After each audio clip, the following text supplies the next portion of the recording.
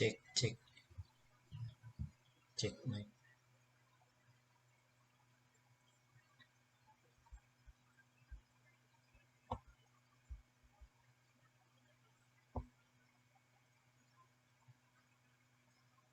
Oke, baik.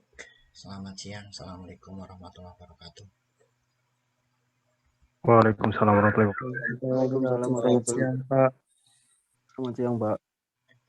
Siang hari ini kita akan memulai kuliah lagi untuk mata kuliah elektromagnetik dan optik. Dimana untuk pokok bahasan pada hari ini kita akan berbicara tentang vektor, analisa vektor. Jadi nanti kita akan belajar bagaimana tentang vektor dan juga nanti sampai ke aljabar vektor. Dan mungkin kita nanti masuk ke sistem koordinat Kartesius ya. Dan untuk pertemuan minggu depan mungkin kita lanjutkan dengan sistem koordinat yang lain. Oke, kita mulai saja. Nah, yang jadi pertanyaan kenapa kita harus belajar tentang vektor? Di sini yang harus kalian pahami adalah bahwa di dalam nanti kita mempelajari dan menganalisis elektromagnetik ya, terutama gelombang elektromagnetik ataupun nanti rambatan gelombang elektromagnetik itu akan harus menggunakan besaran vektor. Karena selain mempunyai nilai besar, maka si gelombang ini juga mempunyai arah merambat ya. Sehingga representasi untuk nilai besar dan arah itulah menggunakan vektor. Oke, sebelum saya mulai harapannya mungkin kalian seperti kesepakatan awal kita ya, silakan kalian bisa mengopen videonya seperti saya ini sehingga mungkin kita bisa berinteraktif ya. Selama saya mengajar, saya juga bisa melihat kalian seperti halnya kita kuliah di kelas ya, tatap muka. Oke, baik. Kita lanjutkan materinya. Nah, kalau di dalam besaran fisika ya, maka besaran ini sebenarnya bisa dikategorikan menjadi dua. Yang pertama ini adalah besaran skalar, kemudian berikutnya adalah besaran vektor. Nah, apa yang membedakan dari dua besaran ini? Maka kita melihat di sini bahwa yang lazim kita gunakan sebenarnya adalah besaran skalar ya. Jadi besaran skalar ini adalah yang paling umum. Karena di situ kita akan menghitung nilai besar saja. Jadi misalkan contohnya massa,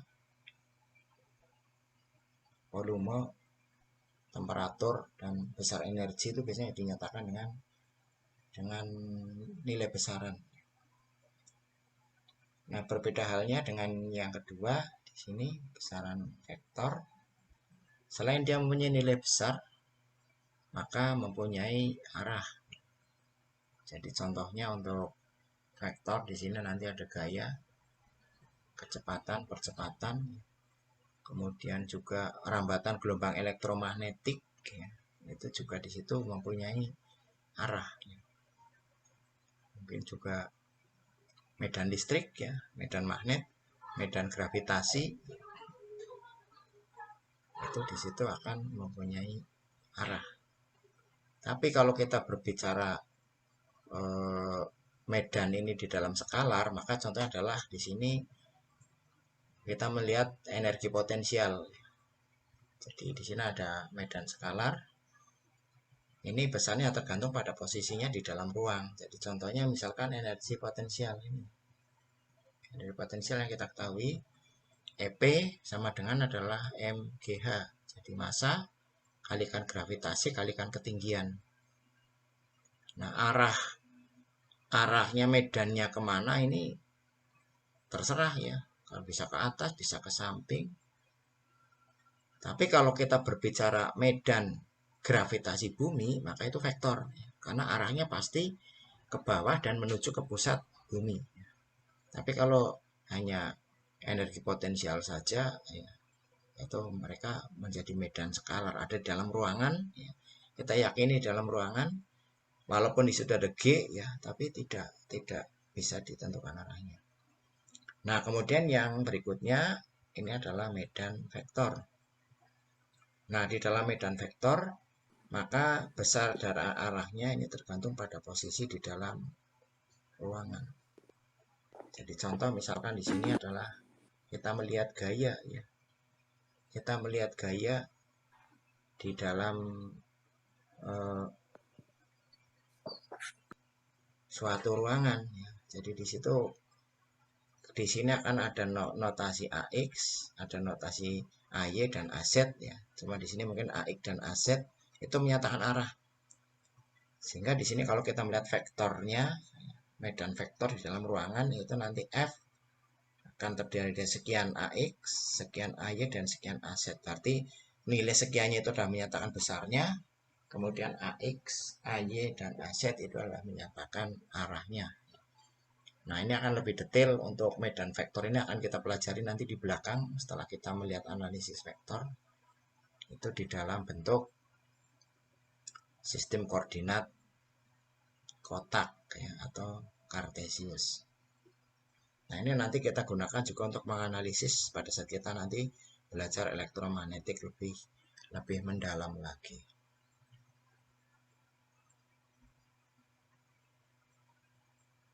Nah, mungkin sebelumnya kalian sudah belajar, jadi kita akan melihat bagaimana aljabar dan perkalian vektor. Nah, di dalam vektor kita akan melihat bagaimana penjumlahan dan pengurangan. Jadi kalau kita melihat vektor, mungkin ya bisa kita gambarkan. Dan bentuknya seperti ini ya. Ini adalah misalkan adalah vektor A. Nah, vektor A di sini kalau kita melihat itu sebenarnya adalah terdiri dari magnitude, yaitu panjangnya dari nilai A dan juga arahnya di sini. Arahnya. Sehingga kalau kita melihat vektor A di sini itu adalah nilai magnitude A ditambah dengan arahnya A. Jadi makanya di sini vektor mempunyai nilai panjang dan juga arah. Nah, oke. Kemudian kita coba bagaimana melihat ke dalam metode penjumlahan ya. Jadi penjumlahan misalkan ini ada vektor A. Vektor A, kemudian vektor A mencoba dijumlahkan dengan vektor B. Jadi ini ada vektor A, kemudian dijumlahkan dengan vektor B, maka akan kita jumlahkan dengan menggunakan metode jajaran genjang. Ya. Di sini ini vektor A, vektor B, kemudian ini C ini adalah vektor resultannya. Jadi kita jumlahkan A ini, kemudian B ini, ya. Kemudian A, B-nya ini kita taruh pada ujung di sini, ya. Kemudian kita tarik, maka kita bisa menarik jumlah dari kedua vektor, yaitu dari ujung vektor A sampai ke ujung vektor B. Ini adalah merupakan metode jajaran genjang. Kemudian yang berikutnya, yang bawah ini adalah metode poligon. Jadi hampir sama, cuma proses penggambarannya saja. Kalau jajaran genjang nanti bentuknya memindahkan vektor salah satunya, ya, sehingga di situ setelah digambar penjumlahan dari vektor A dan B, C, ya, dan vektor C di sini adalah merupakan diagonal dari jajaran genjang. Nah, itulah yang merupakan hasil penjumlahan. Jadi nanti kalian akan bisa menjumlah ya. Kalau di dalam materi elektromagnetik misalkan ada kuat medan elektromagnetik dengan arah A, kemudian ada juga kuat medan elektromagnetik dengan arah B. Berapa resultannya ya. Jadi ini nanti akan penting pada saat kita membicarakan tentang vektor pointing di dalam gelombang elektromagnetik. Jadi kalau kalian memasang antena televisi, kenapa antenanya itu harus diarahkan? Ya. Itu tidak lain tidak bukan karena kita akan mendapatkan nilai optimum dari gelombang datangnya atau gelombang elektromagnetik arah datangnya. Kalau gelombangnya tidak optimum, ya, maka sinyal yang diterima juga akan kecil. Nah, ini gambarnya seperti itu.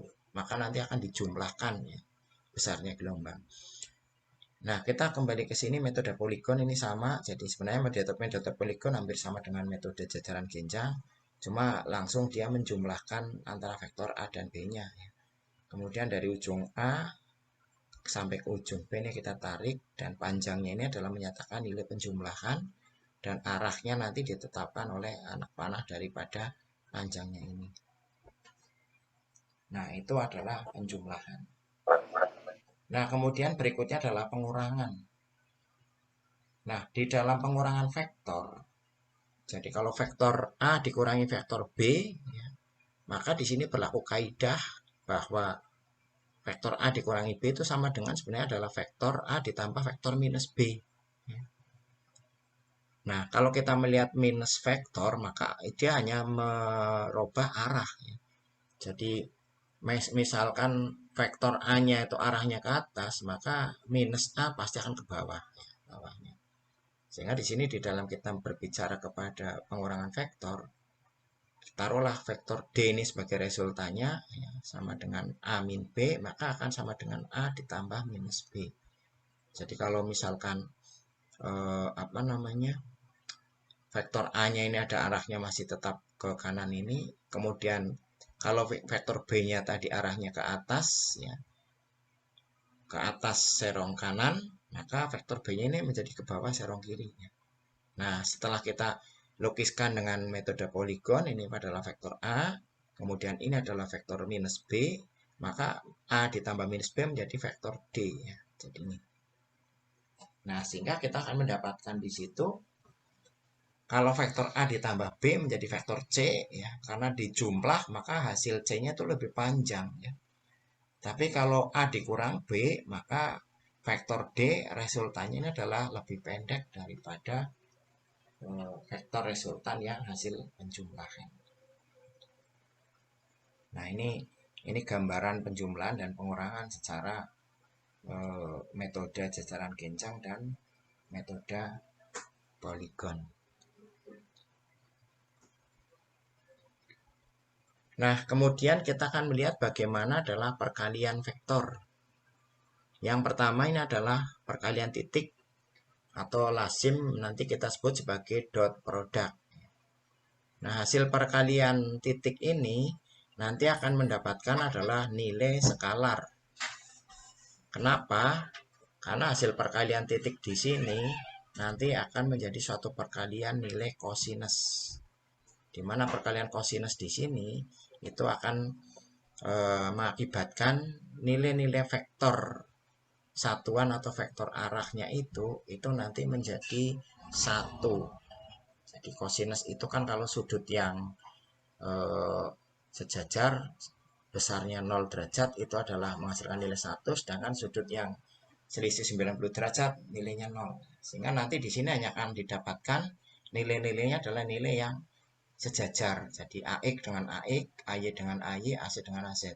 Sedangkan AX dengan AY, AX dengan AZ itu kan selisih 90 derajat dan nanti nilainya 0. Nah, pembuktiannya nanti bisa kita lihat nanti pada saat kita belajar di dalam sistem koordinat Kartesius ya. Tapi di sini kita akan melihat dulu bagaimana rumusnya. Jadi kalau A dot B berarti vektor A dikalikan dengan vektor B itu sama dengan adalah magnitude dari panjang A dikalikan dengan magnitude atau panjangnya B dikalikan dengan kosinus sudutnya. Jadi ini sudut yang dibentuk nanti itu di sini. Kemudian ini adalah vektor A ya misalkan. Kemudian ini vektor B.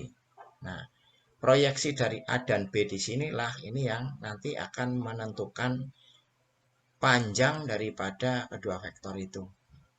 Jadi misalkan A dan B-nya ini adalah 0 derajat ya, artinya berarti kosinus 0 itu adalah 1 ya. Maka AB ini menjadi tinggal A dikalikan B. Jadi A-nya nanti berapa, panjangnya B-nya berapa dikalikan 1. Tapi berbeda dengan kalau ini nanti misalkan kita akan mendapatkan sudutnya 90 derajat ya. Jadi misalkan kita gambarkan seperti ini.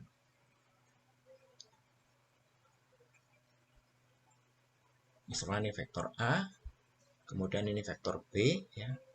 Ini sudutnya di sini 90 derajat untuk sudut tetanya ya.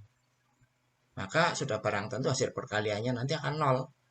Karena A dikalikan B, A-nya berapa nanti panjangnya, bisa dalam senti atau dalam meter.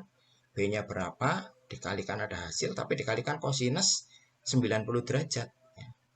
Kosinus 90 derajat kita tahu ada nilainya 0, maka hasil perkaliannya akan 0. Sehingga di situ untuk perkalian titik ini akan menghasilkan suatu nilai kalau sudutnya itu dari 0 sampai dengan lebih kecil dari 90 derajat. Kalau sudutnya 90 derajat, maka dia tidak akan ada hasil. Nah, ini adalah di dalam konteks nilai skalarnya. Nah, di dalam konteks nilai skalar ini, maka kita juga nanti akan melihat, membuktikan kalau kalian bagaimana mempointing antena.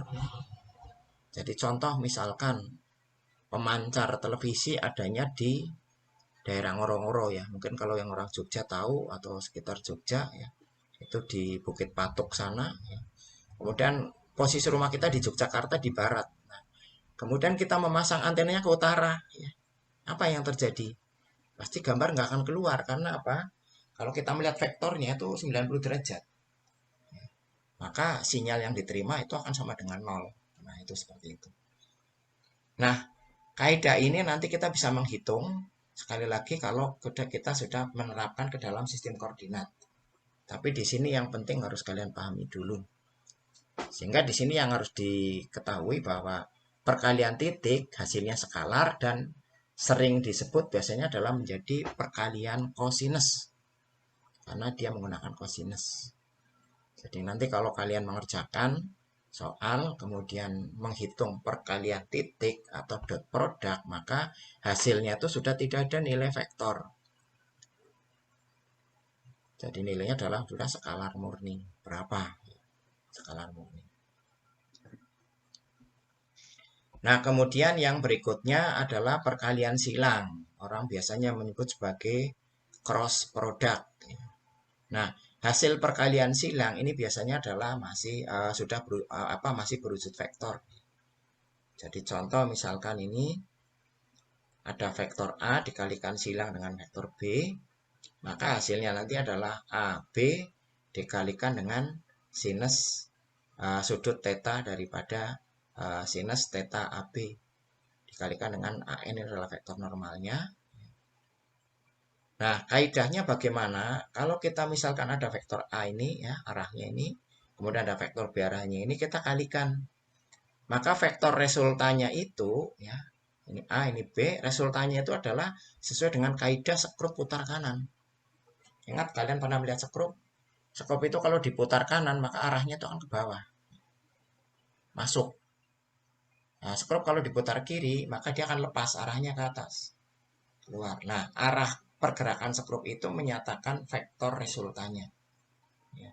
Jadi kalau tadi perkalian titik itu adalah tidak ada hasilnya, hasil akhirnya ya angka saja. Tapi kalau di dalam perkalian silang atau cross product ini hasilnya nanti vektor juga. Nah, karena hasilnya vektor, maka perkalian silang ini tidak mengenal hukum komutatif. Jadi artinya kalau A cross B itu tidak akan sama dengan B cross A ya, karena B cross A itu arahnya kan berlawanan ke atas.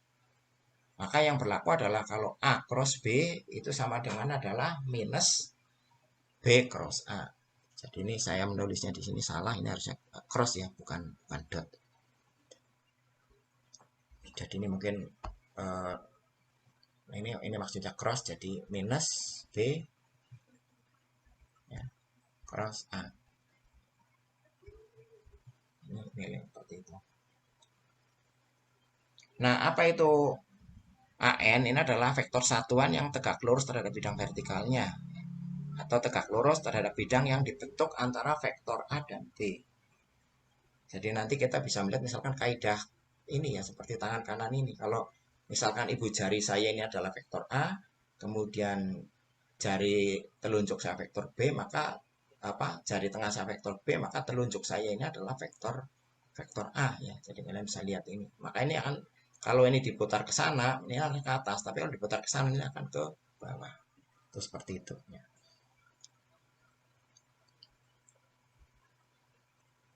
Oke, setelah kita berbicara tadi ke dalam perkalian titik, kita coba akan pendekatan ke dalam sistem koordinat. Jadi sistem koordinat di sini yang pertama kita bicarakan adalah sistem koordinat Kartesius, atau orang biasanya akan menyebut sebagai koordinat kotak. Mungkin kalian pernah belajar ya koordinat kotak. Dan koordinat kotak ini biasanya adalah dipakai untuk menentukan koordinat di dalam satu ruangan. Nah, elemen koordinatnya apa saja? Yaitu ada 3, yaitu X, Y, dan Z.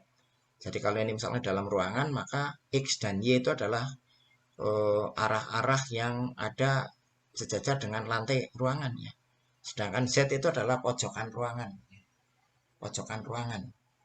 Jadi kita bayangkan X itu adalah bidang yang mepet antara dinding dengan lantai pada sisi ke kanan misalkan, kemudian Y itu adalah dinding dengan lantai pada sisi ke kiri. Nah, kemudian Z ini adalah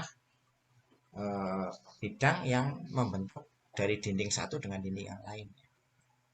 Nah, ada juga notasi koordinat kartesian itu dinyatakan dengan IJK. Jadi mungkin kalian pernah mendengar I sekian J sekian K itu sama ya. Jadi hanya notasinya. Nah, sekarang kita akan melihat bagaimana misalkan ada 2 titik di sini. Ada titik P dan titik Q. Titik P-nya itu elemen koordinatnya itu ada 2, min 2, 1 ya. Kemudian titik Q adalah elemen koordinatnya 1, 2, 3. Nah, maka di situ kita bisa melihat titik Q itu kalau kita cerminkan koordinatnya terhadap X, Y, Z ya, maka kita akan mendapatkan nilainya nanti adalah menjadi ya, 2AX minus 2AY minus AZ ya. Kemudian titik P itu nanti akan AX ditambah 2AY ditambah 3AZ. Nah, sebelum kita ke dalam koordinat lengkap, kita akan mencoba bagaimana pernyataan 3 buah komponen atau vektor satuannya. Jadi kalau tadi di dalam kotak itu ada X, Y, Z, maka X, Y, Z itu nanti akan bisa diwakilkan untuk nilai AX, AY, AZ-nya. Jadi vektor arahnya. Nah, kemudian nilai X, Y, Z-nya itu adalah panjang dari vektornya. Jadi kalau kita melihat R di sini, ya, R ini adalah kalau kita melihat adalah merupakan diagonal daripada kotak atau yang dibentuk, vektor yang dibentuk itu dicerminkan ke dalam suatu bidang, ya, maka itu R adalah merupakan diagonal yang menghubungkan dari ujung kotak-kotak yang lain. Nah, R itu komponennya adalah terdiri dari X ditambah Y ditambah Z. Nah, kemudian komponen vektornya adalah AX, AY, dan AZ. Nah, sehingga di situ kalau kita melihat vektor Q dan P yang dibentuk di situ menjadi nanti untuk P-nya ya itu adalah menjadi AX ditambah 2AY ditambah 3AZ ya, karena itu adalah koordinatnya kan 1, 2, 3 ya. Berarti AX 1AX ditambah 2AY ditambah 3AZ. Sedangkan untuk yang Q-nya ini salah penulisan, ini maksudnya RQ ini ya. Jadi ini RQ itu sama dengan adalah 2AX dikurang 2AY dan ditambah AZ. Nah, dari situ kita akan mendapatkan ini. Jadi ini RP ya, ini adalah merupakan vektor daripada AX ditambah 2AY tambah 3Z yang ditarik dari bidang originnya ya, titik 000 di sini. Kemudian RG ini adalah vektor yang dibentuk dari bidang origin ke titik Q. Nah, ini punya arah ya. Jadi RP ini arahnya ke sana, kemudian nilai vektornya adalah ini ya. Nilai vektornya adalah ini. Sedangkan untuk RQ ya, ini adalah nilai vektornya sama dengan ini. Nah, ini selain mempunyai nilai besar, dia mempunyai arah. Nah, dari Q dan P di sini kita mencoba bagaimana vektor yang dibentuk dari kedua titik, yaitu RPQ-nya. RPQ-nya itu bagaimana? Maka di sini kita melihat RPQ itu adalah sama dengan RP dikurang dengan RQ. Sorry, jadi ini salah tulis juga, ini sebenarnya RQ dikurang dengan RP ya. Jadi ini RQ, ini Q, salah tulis saya ya di sini. Nanti direvisi, ini RQ, kemudian ini adalah RP. Jadi di sini malah yang dikurangkan itu adalah yang tersebut di belakang. Jadi ini kan RPQ kan P kemudian Q ya. Nah ini nanti pengurangannya adalah dari yang belakang ini. Jadi dari Q-nya ini. Sehingga RQ dikurang RP. Jadi nanti kalau misalkan kalian untuk mau menghitung R, ya, kalian akan menghitung R QP, ya. R QP. Ini kebetulan pena magnetik saya baterainya habis, jadi saya nggak bisa langsung melukis ya. Saya harus menggunakan trackpad. Ya. Ini RQP ya. Ini nanti akan kebalik. Jadi kalau RQP, maka ini nanti kebalikan dengan atas ya. Jadi sama dengan itu adalah R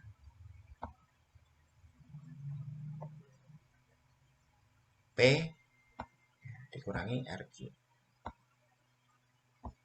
minus RQ minus RQ. Oke, itu ya. Nah, sehingga di sini kalau RQ dikurangi RP, maka di sini nilai Q-nya kan ini. Nilai Q-nya kan ini ya. Maka ini Q-nya sebagai pengurang di dalam area yang sama. Jadi 2, min 2, 1. Kemudian P-nya ini adalah 1, 2, 3. Jadi ini 1, AX, 2, kemudian 3. Nah, ini pada bidang yang sama kan dikurangkan. Jadi 2 dikurang 1, min 2 dikurang min 2, dan 1 dikurang 3. Nah, maka disinilah muncul vektor yang baru, yaitu sama dengan ini. Jadi ini adalah vektor untuk R apa? Yaitu RPQ. RPQ. Nah, vektor RPQ mana? Ya ini yang ini ya. Nah, sehingga dari situ setelah kita mendapatkan vektor RPQ, maka kita juga bisa menganalisis berapa sih panjang daripada vektor RPQ. Panjangnya maka nanti adalah tinggal apa? Yaitu adalah akar daripada X kuadrat ditambah Y kuadrat ditambah Z kuadrat. Nah, di sini kita bisa dapatkan X-nya itu adalah 1, Y-nya adalah 4, min 4 ya. Kemudian Z-nya adalah 2. Sehingga kita bisa mengetahui panjang vektor RPQ ini berapa. Itu adalah berarti 1 ditambah 16 ditambah 4 ya. Berarti adalah akar 21. Ya kan, akar 21 nanti itu akan ketemu. Yaitu kalau akar 21 berarti pasti 4 koma, karena akar 25 kan 5. Jadi ini panjangnya nanti akan 4 koma sekian. Jadi di sini kita akan tahu panjang. Lah, arahnya di mana? Arahnya adalah nilai AX AI asid yang ada itu. Nah, nanti akan kita coba pelajari di belakang contoh-contoh soalnya. Baik, sampai di sini mungkin ada yang mau ditanyakan? Atau mungkin kalian sudah membaca ya, karena materi sudah saya upload. Mungkin bisa kita buka diskusi juga, silakan.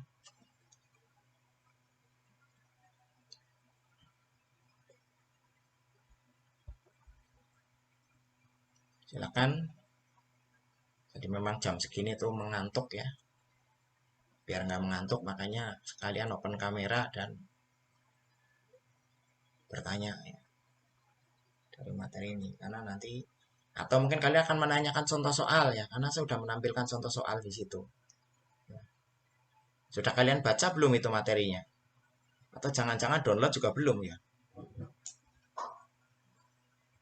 Gimana? Sudah pada baca belum materinya? Sudah, Pak. Sudah. Nah, mungkin itu silakan. Latihan soalnya itu kira-kira sudah paham belum? Kalau belum paham ya nanti ditanyakan di sini. Nah, ini gambarnya seperti itu. Nah, ini nanti akan kita pakai di mana? Untuk perhitungan vektor antara dua titik ini, nanti kita akan melihat konfigurasi di dalam bab selanjutnya. Nanti kita belajar hukum kolom.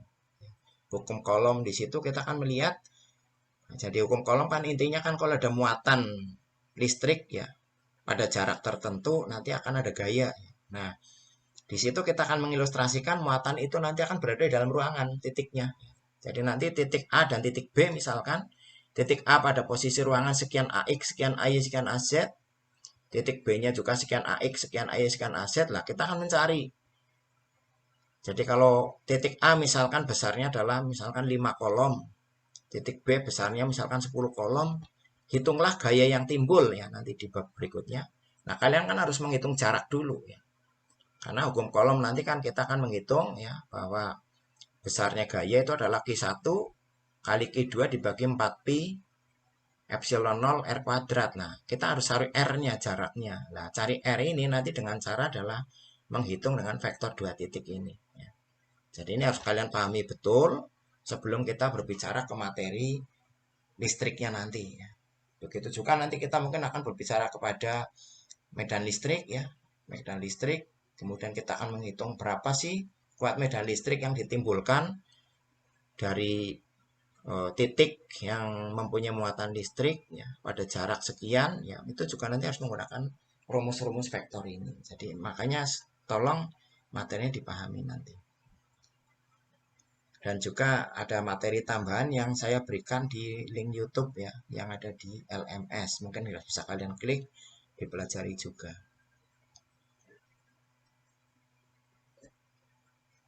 Baik, ada yang mau ditanyakan? Belum? Yang sudah saya terangkan kira-kira bisa dipahami?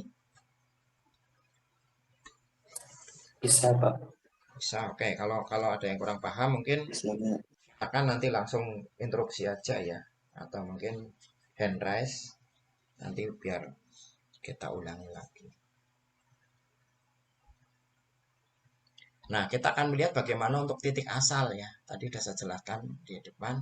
Jadi titik asal itu adalah titik di mana ketemunya tiga koordinat ini ya. Jadi kalau di dalam ruangan itu ya nanti berarti sudut ruangan ya, di bawah itu letaknya. Itu adalah titik 0, 0, 0. Nah, kemudian di situ ada bidang yang cenderung nilainya adalah sama dengan 0. Jadi di situ ada bidang nilai X-nya 0, bidang Y-nya 0, dan Z-nya 0. Kalau bidang Z-nya 0, berarti kalau di dalam ruangan itu adalah bidang yang sejajar lantai. Atau lantai ruangan itu bidang yang Z-nya semua 0. Kemudian ini bidang yang X-nya 0 adalah bidang ruangan yang berada di taruhlah kalau kita menghadap ruangan itu yang menghadap kita ya misalkan. Itu adalah bidang X. Kemudian bidang yang Y0 adalah bidang sebelah kiri daripada kita berdiri misalkan kita di ruangan.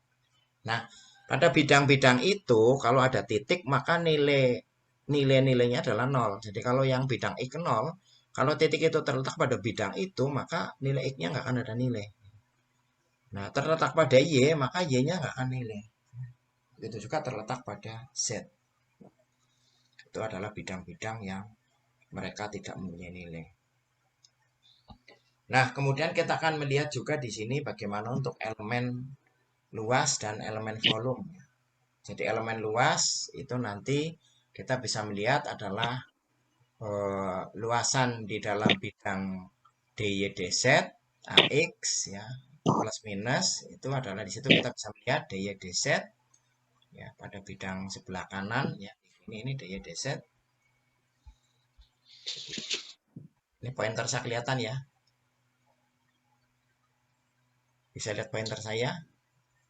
Ini adalah bidang DY DZ, AX, di mana di dalam DY DZ ini maka ini AX-nya yang konstan kan. Kemudian ini adalah bidang DX DZ ini ya, DX DZ. di mana ini AY-nya konstan, kemudian yang atas tutupnya adalah bidang DX DY. Ini asidnya konstan nanti. Nah, selain yang atas ini adalah merupakan elemen luas ini besaran vektor, maka kita bisa melihat elemen volume. Nilainya adalah skalar, yaitu dx, dy, dan dz. Jadi ini nanti besarnya berapa ya? Itu nanti itu adalah merupakan skalar, tidak mempunyai arah. Nah, kita akan melihat tadi ya, perkalian titik atau dot product yang sudah kita bahas teorinya di dalam sistem koordinat kartesius ya. Maka kita akan melihat ini vektornya ya. Jadi di sini ada vektor A, nilainya adalah AX ditambah AY dan AZ. Dan kemudian ada vektor B, yaitu adalah AX, AY dan AZ. Ini vektor ya. Jadi nanti nilai AB-nya ini AX, AY, AZ dan BX, BYZ ini bisa diberi nilai angka ya kalau kalian nanti akan mencoba. Nah, kemudian kita akan mencoba bagaimana operasi perkalian titik ya. Dari rumus yang sudah kita pelajari di depan. Rumus yang kita pelajari di depan ini kan bahwa apa namanya? A dot B adalah rumusnya ini ya. Jadi kita coba gunakan. Nah, di dalam kita mencari itu, maka kita akan mencari dulu nilai magnitude A dan B.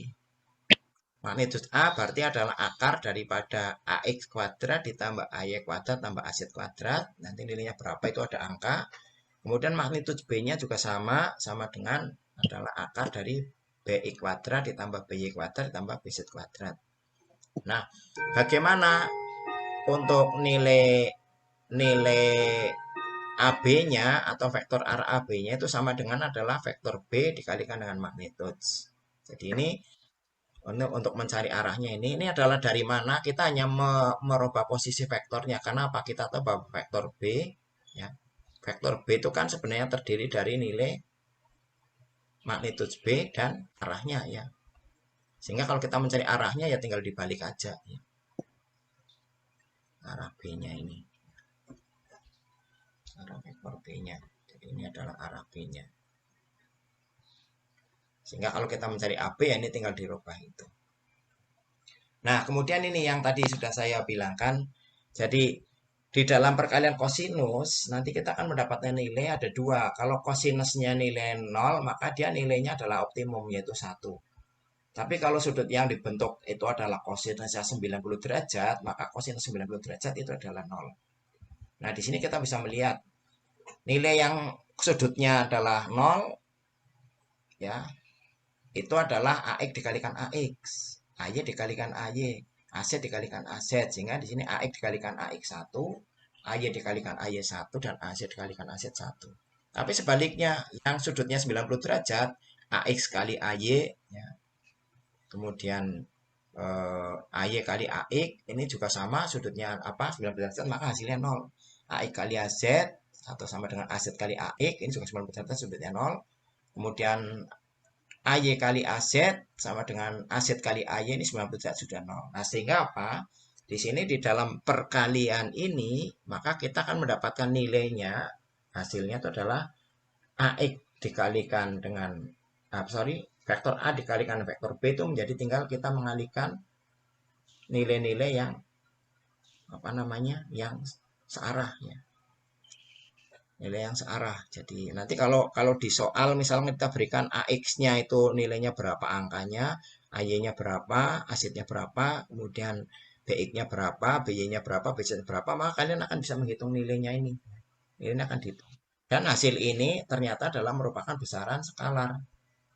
Jadi nilai vektornya udah nggak muncul. Jadi nanti akan muncul nilai misalkan hanya 35 atau berapa ya. Itu skalar, sudah nggak mempunyai nilai AX, AY, AZ. Nah, ini adalah bukti perkalian titik ya. Kita wujudkan di dalam koordinat kartesian atau koordinat kotak ya. Jadi mencari nilai panjangnya itu adalah dengan kaidah karena kita mencari diagonal ya, maka kita menggunakan kalau di dalam bidang dua dimensi kan AX AY nanti sama aja kita Pitagoras ya. Jadi mencari bidang miring diagonal daripada bidang dua dimensi kan sama dengan Pitagoras ya. Jadi misalkan bidang miringnya misalkan adalah X, maka X itu sama dengan adalah tinggal A kuadrat ditambah B kuadrat di akar ya. Itu kalau di Pitagoras dikenal dengan itu. Tapi kalau di bidang ruang maka ini menjadi mencari panjangnya itu menjadi 3 parameter atau 3 variabel, yaitu X, Y, dan Z. Itu juga B, ini juga di sini X, Y, dan Z. Nah, ini nanti lebih jelasnya juga kita coba dengan soal ya. Kan saya berikan tugas 1, nanti kalian bisa kerjakan. Nanti di LMS akan saya berikan tugas 1 untuk menguji kemampuan kalian di dalam penggunaan perkalian titik di sini di dalam koordinat kartesian. Baik, ada pertanyaan?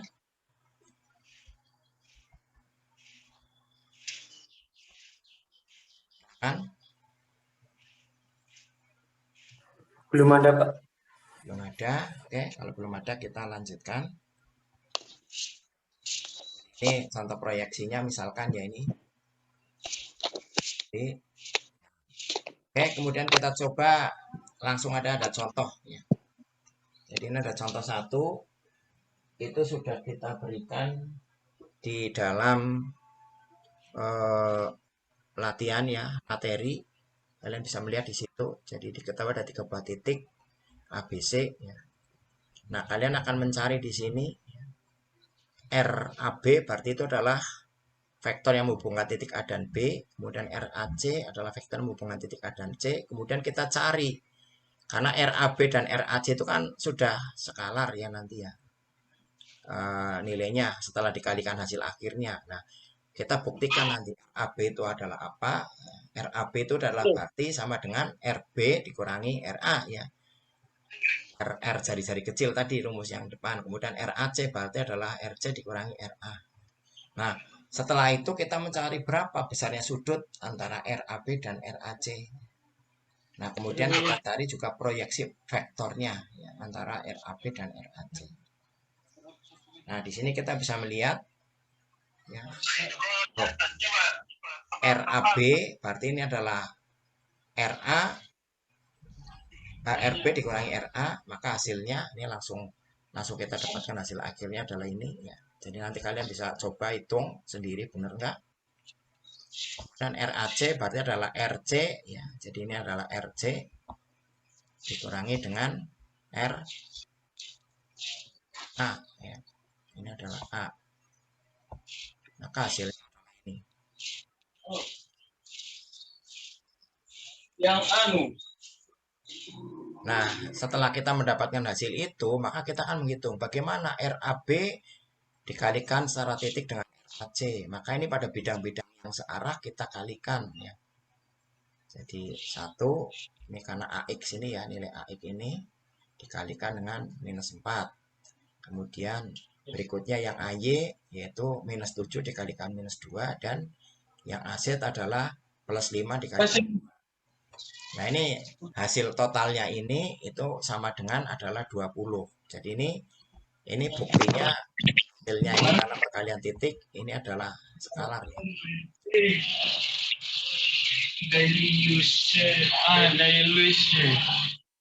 Skalaar.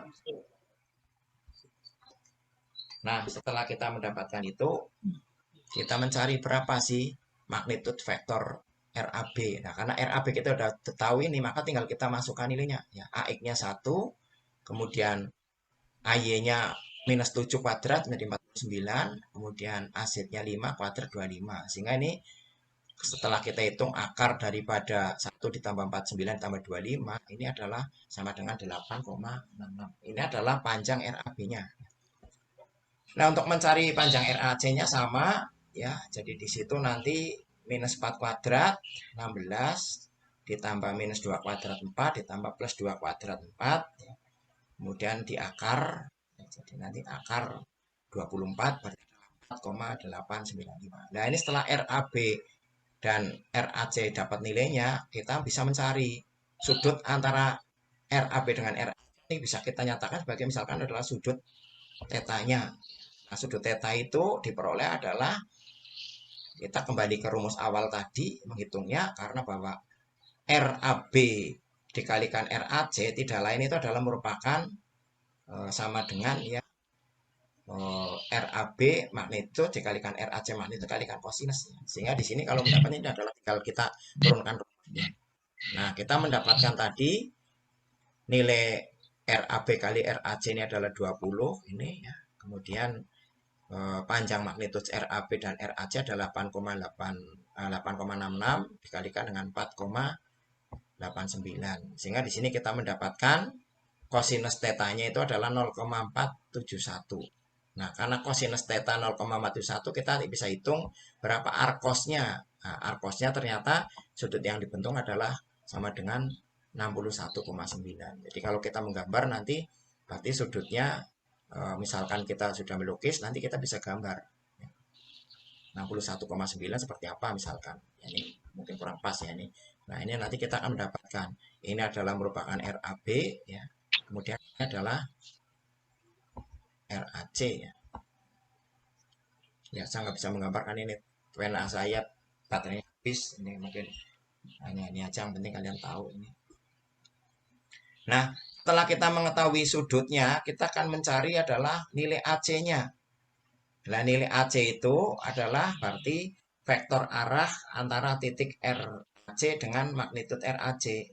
RAC-nya tadi adalah diperoleh minus 4 AX dikurang 2AY ditambah 2AZ dibagi dengan nilai RAC-nya tadi ya, magnitudo dari masing-masing A dan C yaitu 4,899. Maka kita mendapatkan AC-nya, arah vektor AC-nya adalah ini. Ini adalah AAC-nya. Nah, bagaimana untuk mencari proyeksi RAB pada RAC? Maka kita bisa melihat di sini adalah RAB diproyeksikan dengan AC ya. Jadi kita mendapatkan nilainya.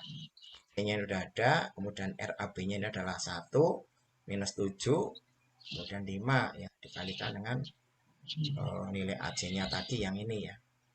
Sehingga ini kita kalikan, kita sederhanakan, maka proyeksi RAC-nya kita dapatkan adalah menjadi yang paling bawah ini. Jadi ini adalah coba kalian pelajari, dipahami. Nanti di tugas akan saya berikan materi soal yang bisa kalian kerjakan. Ya, mungkin agak mirip-mirip dengan ini, tapi angkanya nanti berbeda ya. Jadi kalian bisa kerjakan. Nah, perkalian titik ini sekali lagi ini memang hasilnya adalah skalar. Ya. Jadi bagaimanapun juga nanti kita akan bisa menghitung. Bisa diketahui vektornya dulu, 2 buah vektor, tapi nanti bisa juga diketahui nilai hasil dan vektornya Anda mencari sudutnya. Jadi contohnya misalkan di sini, ini kalian mencari sudut kan antara 2 vektor. Jadi intinya hanya diketahui 3 buah titik, kemudian dari 3 buah titik itu dikembangkan. Ya. Kan sehingga menghasilkan proyeksinya. Nah, proyeksi itu adalah vektor baru yang dibentuk dari kedua titik yang ada. Oke, mungkin kalau masih pusing ya memang harus kalian pelajari dan kita harus dibuka diskusi. Kalau kalian hanya menyimak seperti ini aja nggak mempraktekkan itu maka mungkin akan susah. Mungkin biar materi bisa lebih terdalami nanti akan saya berikan soal-soal untuk tugas 1. Jadi karena sudah kata-kata tugas maka artinya harus kalian kerjakan.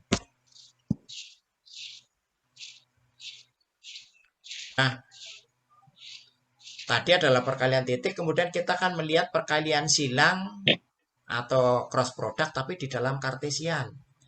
Kalian lihat, jadi hampir sama. Vektor A-nya ini diketahui ini. Ya. A, kemudian ini adalah vektor B-nya. Tahu ini. Kemudian kita akan melihat hasilnya. Ya. Nah, seperti formula di sini, kita akan melihat ya. Ini bahwa A cross B ini adalah sama dengan AB sinus sudutnya. Nah, atau bisa juga menjadi nilainya kebalikannya ini. Nah, di sini di dalam perkalian sinus kita kebalikannya. Kalau sinus 0 adalah nilainya 0, kemudian sinus 90 derajat itu adalah 1. Nah, maka di sini kita lihat sinus 0 berarti yang implisit ini AX dikalikan AX itu nilainya akan 0. Kemudian AY dikalikan AY ini nilainya juga akan 0. Kemudian AZ dikalikan AZ, nilainya akan 0. Nah, yang muncul nilai baru adalah di sini. AX dikalikan dengan AY, hasilnya adalah AZ. Kemudian AX dikalikan dengan AZ, ini hasilnya adalah AY. Dan AY dikalikan dengan AZ, maka hasilnya adalah AX. Nah, sehingga di situ hasil perkalian ini bisa kita dapatkan formulasinya adalah seperti ini. Jadi A nanti adalah merupakan vektor, B-nya vektor, ya. Kemudian A-nya adalah terdiri dari AX, AY, AZ, B-nya BX, BY, BZ. Nah, maka kita mendapatkan formulasinya nanti adalah dengan perhitungan ini, ya, dengan rumus ini. Jadi ini nanti kita sama saja, mungkin kalau kalian belajar metrik, ya, itu ada kita mencari inverse metrik dan adjoint metrik, ya. Jadi ini nanti ada nilai AX, AY, AZ, kemudian di sini adalah AX besar, AY besar, AZ besar. Ini nanti masukkan angka, ya, sesuai dengan vektornya, B-nya juga, dan nanti kita perkalian dengan menggunakan rumus ini, ya. Jadi kita mencari di dalam AX, berarti nanti adalah baris ke AX dan kolom ke AX ditutup, sehingga nanti pengalian tinggal AY dikalikan BZ dikurang dengan AZ dikurang BY. Jadi ini disilang perkaliannya nanti. Nah, dari situ kita akan mendapatkan nilainya. Hasil akhirnya nanti sekali lagi adalah merupakan vektor.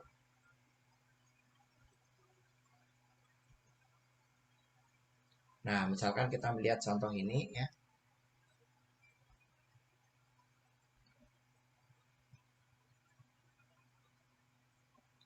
Jadi ini misalkan kita mencerminkan dulu titik-titik itu. Kita mencari RBC dikalikan dengan RBA.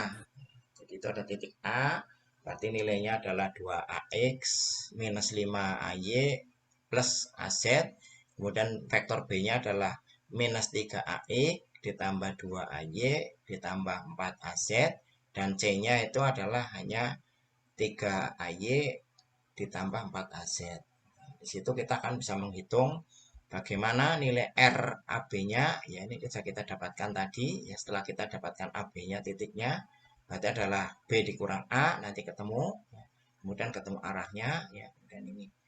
Nah, nilai-nilai AX, AY, AZ-nya itu, ini adalah bisa dimasukkan ke sini, ya. Jadi ini tadi adalah nilai-nilai daripada apa namanya, B-nya, ya. Kemudian ini adalah nilai daripada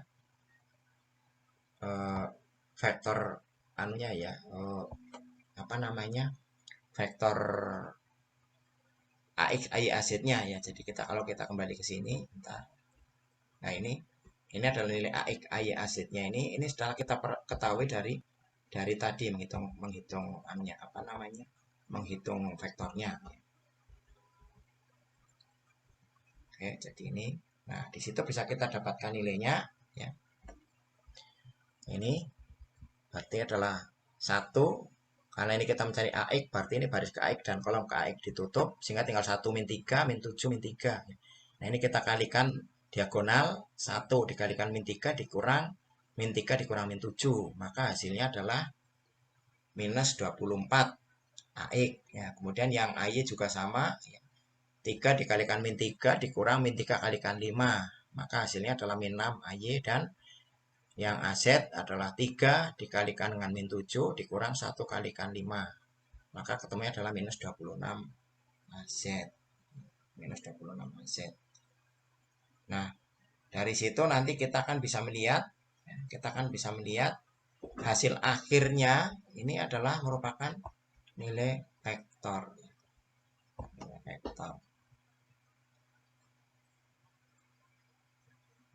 Nah, bagaimana kalau kita akan mencari misalkan itu adalah luas segitiga ABC, berarti itu adalah ABC tadi adalah titik yang ditentukan oleh masing-masing koordinat itu, ya. Maka kita akan melihat adalah rumusnya kan luas segitiga kan luas alas bagi ini, ya, bagi 2, ya, atau setengah alas kali tinggi, ya. Sehingga di sini kita bisa melihat Berarti luas alasnya ini atau panjang alasnya adalah sama dengan nilai-nilai itu ya. Jadi 24 kuadrat minus 24 kuadrat atau 24 kuadrat ini sama hasilnya nanti. Kemudian 6 kuadrat ditambah 26 kuadrat di akar, maka ketemunya di sini adalah 35,88 dibagi 2 sama dengan 17,944. Ini luas segitiga.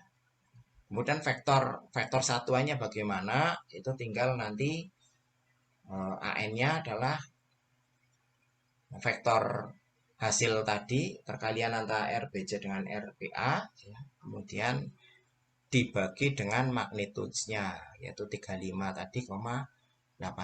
Maka vektor arahnya yang tegak lurus pada segitiga di situ itu adalah sama dengan minus 0,669 AX dikurang 0,167 AY ditambah 0,725 AZ. Nah ini AN-nya. Jadi misalkan taruhlah gambar segitiganya seperti ini ya. Ini tadi adalah merupakan panjang alasnya. Nah ini AN-nya adalah tegak lurus di sini. Ini adalah AN. AN-nya. Nah ini juga nanti akan saya berikan soal di tugas 2. Coba kalian kerjakan. Kemudian minggu depan batas akhir sebelum kuliah kalian sudah upload tugasnya di LMS ya. Baru nanti kuliah minggu depan sebelum saya membahas detail kepada sistem koordinat, kita mereview dulu untuk tugasnya. Jadi nanti kalian bisa melihat tugasnya sudah dikerjakan dengan betul atau belum. Kalau belum mungkin ya nanti nilainya akan tidak bisa optimum. Jadi tolong betul-betul dikerjakan sebaik mungkin.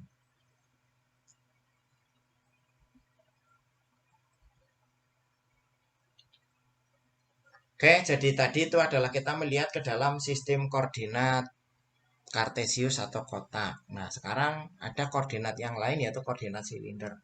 Jadi memang materinya ini untuk yang vektor ini dan sistem koordinat memang agak padat. Tapi ini mungkin nanti minggu depan tetap saya review lagi. Jadi kita hanya melihat pengenalan dulu untuk minggu ini. Harapannya kalian memang sudah kenal karena materi sudah saya upload sebelumnya. Nah, kalau di dalam koordinat silinder, ya, maka kita melihat titik-titiknya itu adalah bukan lagi X, Y, Z, tapi titiknya itu adalah sudah menjadi rho V, Z. Ya, jadi rho V, Z. Kenapa? Karena di dalam silinder, sekali lagi di situ kan kita akan melihat jadi kalau tadi di itu kan X, Y, Z lah. Kalau di dalam silinder kan nanti gambarnya akan seperti ini ya. Ini silinder ya atau tabung. Nah, ini kan nanti rho adalah menyatakan sudut yang membentuk ini selubung ini ya, ini adalah rho-nya ya.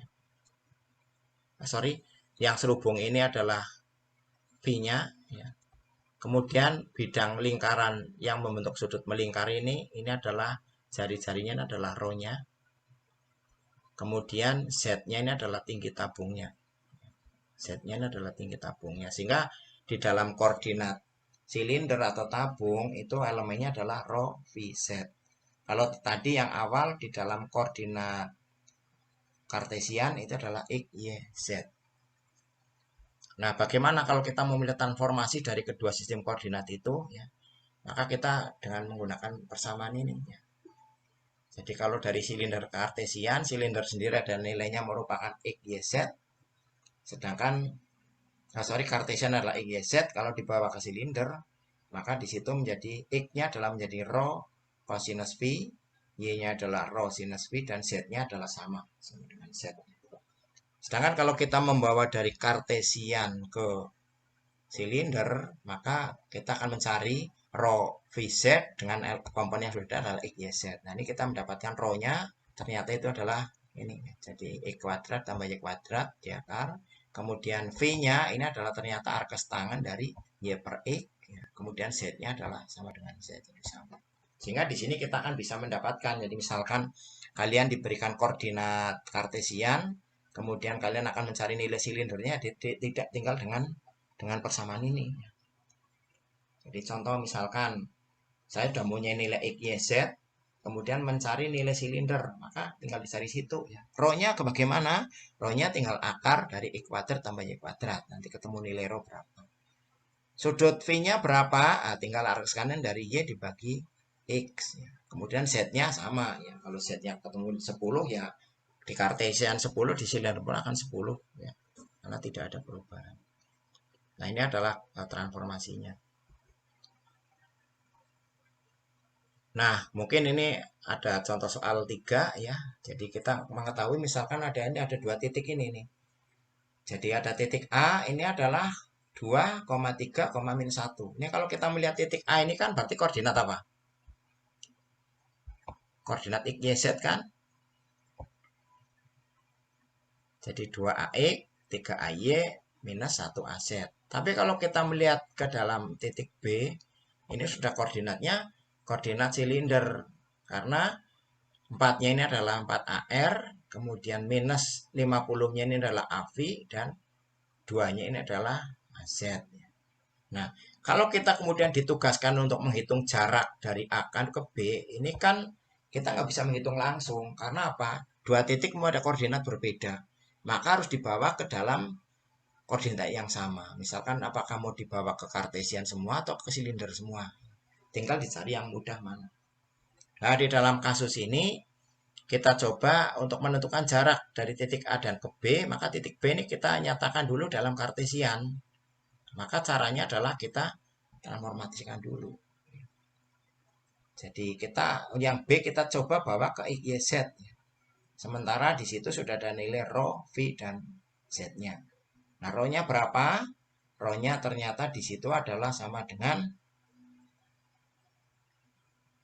berapa rho-nya? Rho-nya adalah 4, sehingga tinggal rho X sama dengan adalah rho dikalikan dengan kosinus V. V-nya berapa? Sudah tahu adalah minus 50. Sehingga di situ akan didapatkan X-nya adalah 2,571. Kemudian Y-nya juga sama. Y-nya itu adalah sama dengan rho sinus V. Rho-nya adalah 4, sinus minus 50, maka ketemu minus 3,064. Nah, kemudian Z-nya sama dengan Z, sama dengan 2. Nah, di sini maka kita sudah dapatkan ya. Titik B-nya itu berarti adalah nilainya AX-nya ini adalah 2,571, AY-nya minus 3,04,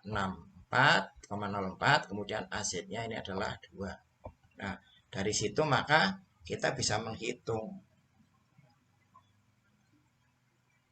untuk jarak yang merupakan titik A, maka kita mencari vektor AB-nya dulu, yaitu RAB berarti adalah sama dengan RB minus rho A ya. Jadi rumusnya saya berikan di depan tadi. RAB berarti adalah rho B minus rho A. Berarti 2,571 dikurang 2 AX ditambah minus 3,64 dikurang 3 AY ditambah 2 ditambah 1 AZ. Maka kita dapatkan ya, vektor yang menghubungkan titik A dengan titik B atau RAB adalah vektornya ini. Ya, vektornya adalah ini. Nah, kemudian baru dicari jaraknya. Nah, jaraknya maka tinggal menggunakan rumus yang akar A kuadrat ditambah B kuadrat ditambah AX kuadrat ditambah AY kuadrat ditambah AC kuadrat. Sehingga ini jaraknya adalah ketemu ini. Nah, ini satuannya apa? Itu nanti tergantung dari soal. Kalau nanti kita menyebutkan titik A di 231 meter, kemudian B-nya meter, ya nanti ini kalian menjawabnya di sini ada satuannya meter. Ya. Jadi satuan itu nanti ditentukan oleh soal. Ya. Misalkan dalam meter atau dalam miles, ya. Itu nanti jawabnya juga seperti itu. Nah ini adalah gambarannya di situ. Ya. Jadi tidak selamanya nanti di dalam kita menghitung vektor itu akan selalu di dalam sistem koordinat yang sama. Bisa jadi mungkin kotak kartesian dengan silinder. Ambil contoh nanti kalau kita sudah belajar sampai ke menghitung kuat medan listrik yang ditimbulkan oleh kabel penghantar misalkan. Nah, kalau kita melihat kabel penghantar maka dia adalah koordinatnya silinder. Sedangkan kita titik yang akan diamati adalah di dalam koordinat ruang atau kartesian. Nah, itu akan bisa dihitung nanti adalah silindernya harus ditransformasikan dulu ke dalam koordinat ruang. Baru nanti kita akan bisa menghitung. Nah, ini untuk contoh 3. Ini nanti juga akan saya berikan soal. Ya, silakan kalian kerjakan sebagai tugas 1.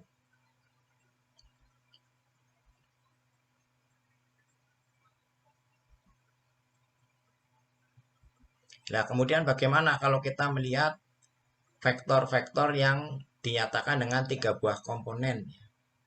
Jadi ini kita ada transformasi tadi, Cartesian ke silinder, tapi di dalam 3 komponen.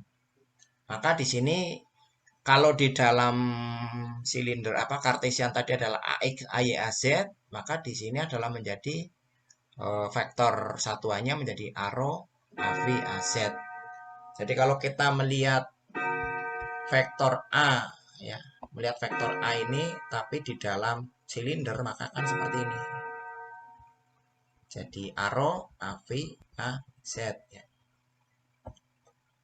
Ini tergantung posisinya adalah di dalam ruangannya nanti. Nah, bagaimana untuk menyatakan transformasi vektornya? Ini di dalam silinder ke dalam Cartesian atau sebaliknya, kita menggunakan adalah ini. Jadi nanti AX, AY, AZ, AX arrow itu menjadi cosinus V, kemudian AX, AV menjadi minus sinus V, kemudian AX, AZ ini 0. Kenapa? Karena ini kan perkaliannya nanti adalah AX, AZ itu adalah 90 derajat ya. Jadi ini nanti nilainya 0. Begitu juga ini 0. Sedangkan ini juga 0. Dan ini 0.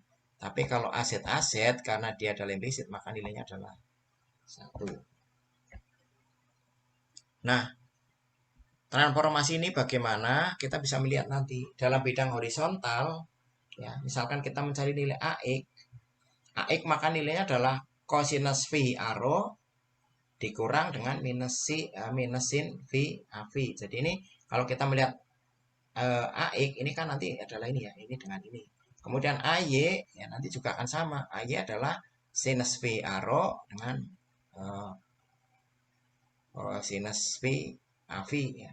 Itu bidang horizontal. Jadi kalau kita melihat bidang vertikalnya, maka kita bisa melihat dari vertikal ini dari atas ke bawah ya, arrow macamnya cosinus X AX ditambah dengan sinus V AY.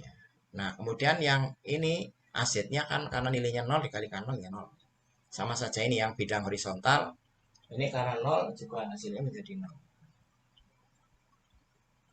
Oke, mungkin silakan kalian pelajari dulu. Sementara saya mute karena saya ada tamu datang sebentar ya. Mungkin sekitar 5-10 menit. Mungkin kalian menyusun pertanyaan boleh. Setelah itu nanti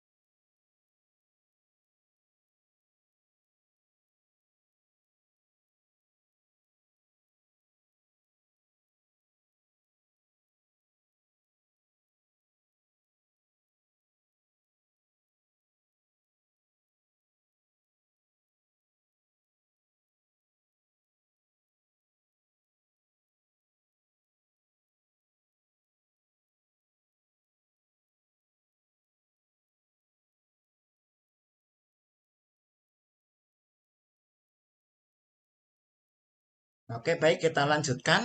Ada sedikit ada gangguan. Mungkin ada yang mau ditanyakan dari ini? Kalau tidak, kita bisa masuk langsung ke contoh soalnya.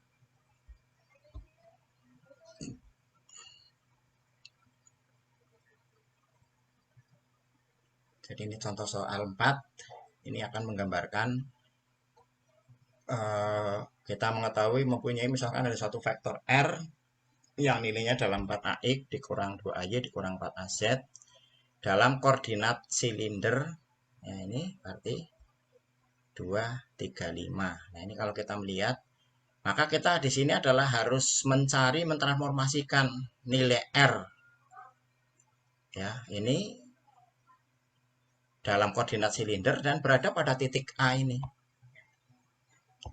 Maka di sini terlebih dahulu dilakukan transformasi koordinat ya untuk menghitung sudut V di titik A.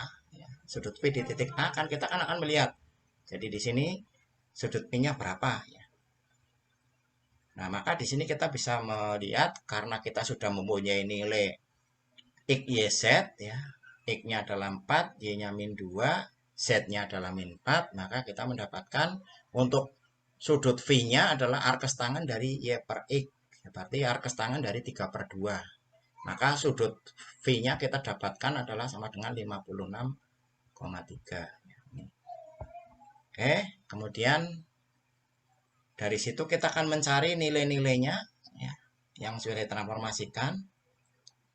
Untuk nilai R-nya di situ ya 4AX, karena AX itu nilainya tadi adalah berarti ini adalah ARO dikalikan dengan AV, ARO-nya adalah cosinus V sama dengan 0,55. Kemudian jadi nanti kita menghitung cosinus V karena sudut V-nya itu sudah diketahui 56, maka cosinus 56 0,55. Kemudian AV-nya ini adalah sama dengan minus sinus V adalah 0,832 ya. Kemudian AZ-nya ini karena 0, 0 ya, maka kita mendapatkan ini ya. Untuk nilai AX-nya kemudian diterjemahkan ke dalam nilai AV dari koordinat kartesian ke dalam silinder didapatkan itu. Kemudian nilai AY-nya ini ya. Kemudian untuk AZ-nya tidak ada perubahan. Maka dari situ bisa kita dapatkan vektor R-nya ya di dalam koordinat di dalam koordinat silinder itu menjadi ini tinggal ARO ini dikalikan dengan ARO ya disederhanakan, maka mendapatkan adalah R-nya 0,566 ARO dikurang 4,438 AV dan ditambah 4 AZ. Nah, ini adalah vektor baru yang terbentuk ya dari transformasi di dalam koordinat silinder tadi, asal koordinat kartesian ya. Jadi dari R kartesian dibawa ke R silinder. Jadi R kartesiannya adalah ini 4AX minus 2AY minus 4AZ. Kemudian dalam koordinat silinder di titik A-nya ini 235 ya. 235 ini. Maka ini adalah ini kalau kita melihat ini kita transformasikan ke silinder sehingga nanti kita mendapatkan nilai R-nya itu adalah menjadi ini ya 0,566. Nah, ini juga nanti akan saya berikan soal. Jadi kalian nanti kerjakan di tugas 1. Jadi contoh soal silakan dipahami. Nanti untuk membuktikan bahwa kalian sudah paham belum, nanti kalian kerjakan untuk kalian kerjakan untuk tugasnya ya di tugas 1. Nah, kalau tadi di dalam koordinat kartesian kita akan melihat bidang-bidang konstan yang ada, maka kita akan melihat juga bagaimana bidang konstan di dalam koordinat silinder. Nah, ini bidang-bidang konstannya di situ bisa kalian lihat bagaimana untuk rho konstan, di mana rho konstan itu kita melihat adalah pada tutup dari silindernya. Pada bidang itu semua akan konstan. Nah, kemudian ada V konstan. V konstan itu adalah selubung silinder. Dan ada Z konstan itu adalah bidang yang memotong silinder.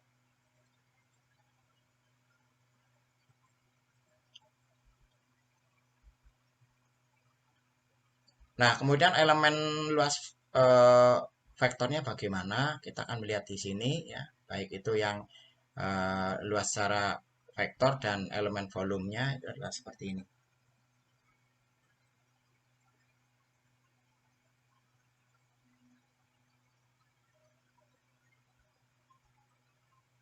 Oke, jadi ini nanti saya minta tolong kalian baca betul-betul biar kita di dalam kuliah itu kita bisa interaksi ya. Jadi kalau saya kemudian banyak menerangkan sementara materi udah saya kasihkan kan percuma ya, apa artinya materi diberikan sebelum kuliah kalau tidak kalian pelajari. Jadi harapannya materi sudah saya berikan, kalian belajar, ada kesempatan beberapa hari. Nah, pada saat kuliah mungkin kalian sudah tinggal pendalaman materi gitu ya. Jadi nanti ke depan, minggu depan saya akan bicarakan tentang sistem koordinat bolanya. Jadi mungkin ini kita sore ini kita batasi dulu sampai ke sistem koordinat silinder. Nanti minggu depan kita ke koordinat bola dan saya akan mereview tugas 1. Jadi silakan mungkin kuliah saya akhiri percepat karena kalau aslinya mungkin kita sampai pukul 17 ya. Ini mungkin baru 14.20. Saya percepatnya bukan berarti kalian berhenti. Setelah ini coba kalian buka lagi materi kemudian dipahami, terutama di latihan soalnya. Kemudian cara kalian untuk pemahaman mungkin bisa juga soal yang sudah ada kalian ganti angkanya. Ya. Jadi zaman saya kuliah dulu seperti itu, ada soal saya ganti angkanya, saya kerjakan lagi. Kalau kita sudah bisa mengerjakan, artinya kalian sudah memahami materinya. Baik, jadi mungkin itu dulu untuk kuliah kita sampai dengan sore hari ini.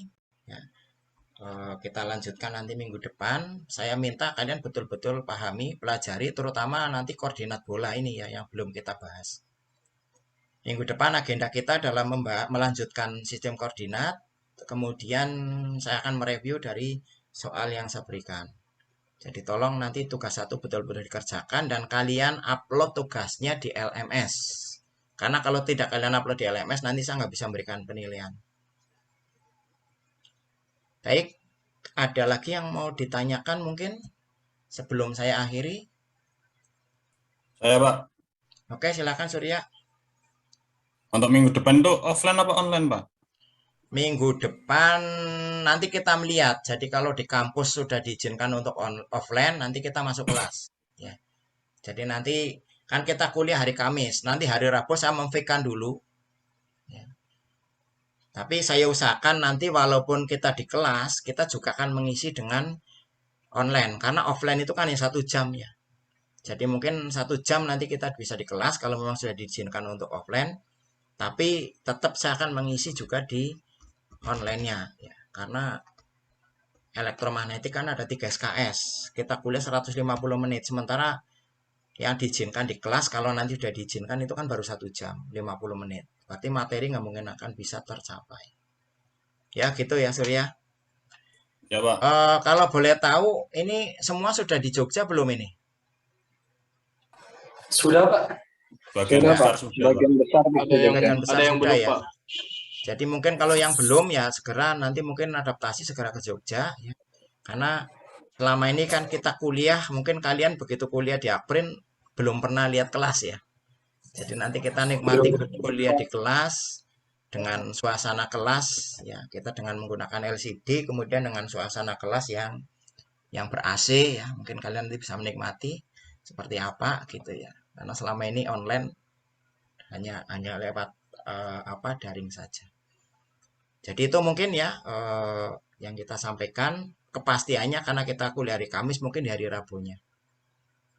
Kalau memang nanti harus kita mencoba di kelas ya nggak apa-apa, berarti kita masuk kelas hanya 1 jam yang diizinkan, kemudian nanti kita bikin jadwal susulan untuk melanjutkan materinya. Ya, kita sepakati saja nanti teknis itu. Misalkan setelah di kelas 1 jam, kemudian kita rencanakan, Pak kita online, nambah misalkan malamnya gitu ya. Ya enggak apa-apa. Atau mungkin kita tambah hari Sabtu Pak, karena Sabtu nggak ada kuliah, mungkin kita tambahan menggantikan yang menambahkan yang offline-nya gitu. Yang penting pesan saya kalian berusaha betul-betul untuk memahami. Jadi seperti kuliah sore ini sebenarnya saya rekam juga di Zoom ini. Jadi mungkin saya edit bisa saya upload di YouTube dan kalian mungkin bisa memutar lagi ya. Silakan. Jadi kenapa saya menyuruh kalian untuk membuka kamera nanti di YouTube biar kelihatan gitu. Nggak cuma ininya saja. Dan apalagi kalau sudah tatap muka gini, saya nggak menampilkan materi, mestinya kalian harus buka kamera semua. Jadi saat kita ngobrol gini kita saling menatap gitu ya. Jangan saya ngobrol gini kalian tidur. Coba ini. Yang nggak buka kamera siapa ini?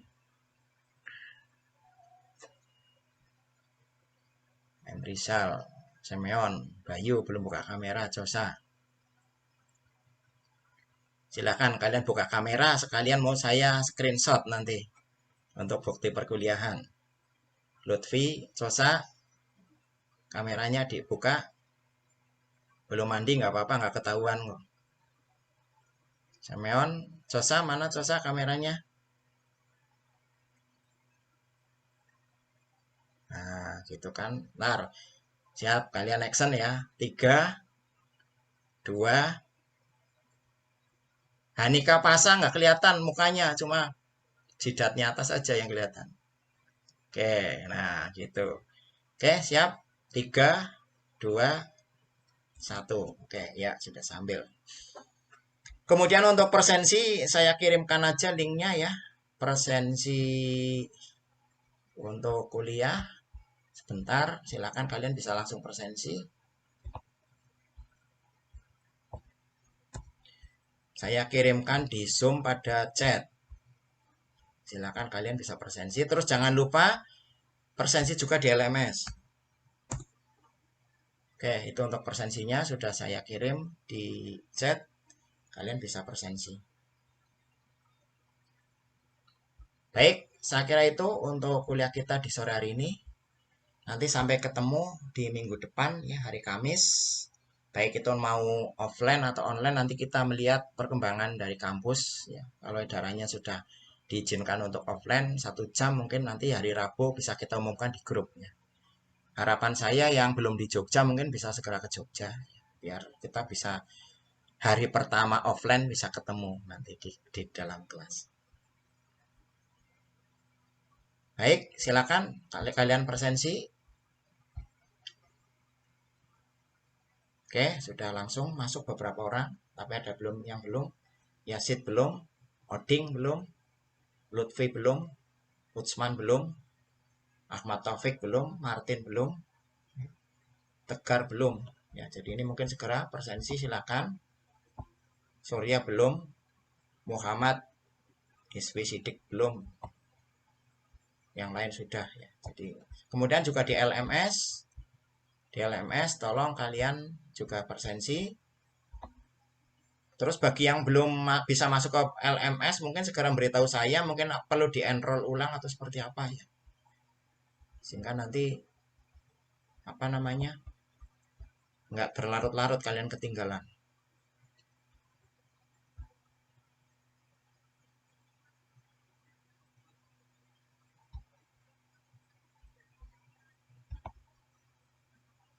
Ntar saya cek presensi LMS-nya dulu, sudah pada masuk belum?